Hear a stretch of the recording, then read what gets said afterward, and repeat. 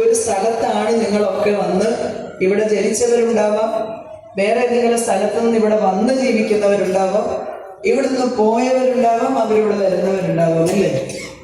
അത്രയും ഉത്കൃഷ്ടമായ വിശിഷ്ടമായിരിക്കുന്ന ഒരു സ്ഥലത്ത് ജനിക്കാൻ, ഇവിടെ ഈ ക്ഷേത്രത്തിൽ വരാൻ, ഭഗവാനെ കാണാൻ ഒക്കെ സാധിക്കുക എന്ന് പറഞ്ഞാൽ അത് സുഹൃതം കൊണ്ട് മാത്രമാണ്.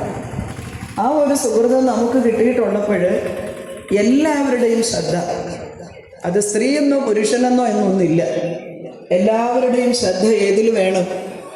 ആ ക്ഷേത്രത്തിൻ്റെ പുരോഗമനത്തിന്, അതിൻ്റെ ഓരോ കാര്യങ്ങൾ പൂർണ്ണമാക്കുന്നതിന് വേണം.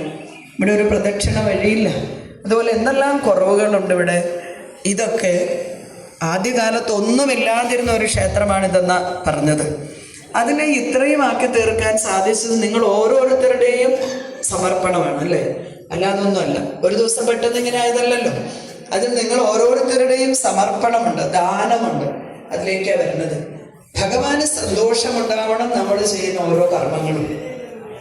എങ്കിലേ അതിലേക്ക് നോക്കോളൂ. അപ്പൊ നിങ്ങൾ ഓരോരുത്തരുടെയും സമർപ്പണമാണ് ഈ ക്ഷേത്രം ഇപ്പോഴത്തെ അവസ്ഥയെങ്കിൽ മനോഹരമായിരിക്കുന്ന ഒരു നടപ്പന്തൽ, ഇവിടെ ഇങ്ങനെ ഒരു വേദി, ഇതൊക്കെ ഇരുന്ന് നമുക്ക് സ്വസ്ഥമായിട്ടിരുന്ന് ഇതൊക്കെ കേൾക്കാനും ചെയ്യാനും ഒക്കെ കഴിയുന്നത്. ഇത്രയും ഒക്കെ ഇത് കൊണ്ടുവന്നപ്പോൾ ഇതിന്റെ ബാക്കി എന്താണോ അതിങ്ങനെ അപൂർണമായിട്ട് കിടക്കാതെ പൂർണ്ണമാക്കാൻ വേണ്ടി എന്താണ് ഉണ്ടായിട്ടുള്ളതെങ്കിലും എന്തായാലും അതൊക്കെ അഭിപ്രായ വ്യത്യാസങ്ങൾ എന്ന് പറയുന്നത് ഉണ്ടാവും. കാരണം എന്താണ്? ഓരോ മനുഷ്യരും വ്യത്യസ്തരാണ് എന്നുള്ളതുകൊണ്ട് ഓരോരുത്തരുടെ സ്വഭാവവും സംസ്കാരവും വ്യത്യാസമാണ്. അതുകൊണ്ട് തന്നെ പല അഭിപ്രായ വ്യത്യാസങ്ങളും ഉണ്ടാവും. നമ്മുടെ വീട്ടിലുണ്ടല്ലോ, ഈ അഭിപ്രായ വ്യത്യാസങ്ങൾ ഉണ്ടാവുക എന്നുള്ളത് സ്വാഭാവികമാണ്. പക്ഷെ അതൊക്കെ വ്യക്തിപരമായിട്ട് മാറാതിരിക്കാൻ ശ്രദ്ധിക്കണം.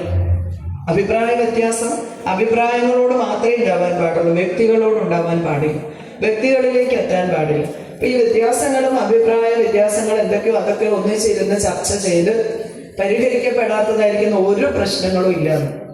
അതെന്താണ്? അങ്ങനെയൊക്കെ ശ്രദ്ധിച്ച് അതിനു വേണ്ടിയിട്ട് തയ്യാറായിട്ട് എല്ലാവരും ഇന്നലെ വരെ എന്നുള്ളത് മറക്കുക. നാളെ എന്നുള്ളത് നമ്മുടെ കയ്യിലില്ല.